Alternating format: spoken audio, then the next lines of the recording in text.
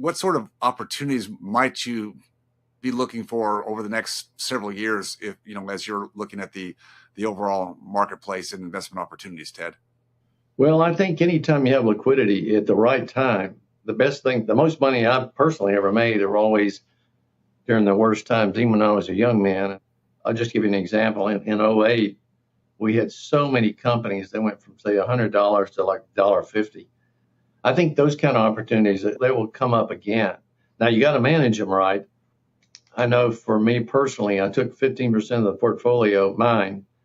I wasn't going to take any more than that because that's all I was going to lose on it. And I bought 30 of those companies, and two of them went bankrupt, and the other 28, I don't know, the next 2 years, the return was unbelievable. That market year, that alone made the market year '09 for me a 160% year. Wow. Now, you have to do that kind of thing correctly. We had a really big year for our managed accounts too, because we were able to get 15 and 16% yields, but we had liquidity. That's all I'm trying to say here is if you have liquidity, I don't know where it's going to show up, but it usually shows up in real good real estate, some really good buys in the market, or you might even find a business where it's a pretty good business, but they are just choked down. Those are the kinds of things you see. I mean, anytime people get in trouble, just the average person, they're going to sell things to you for nothing. And I always tell people, hold that liquidity because that's what will make you a lot of money.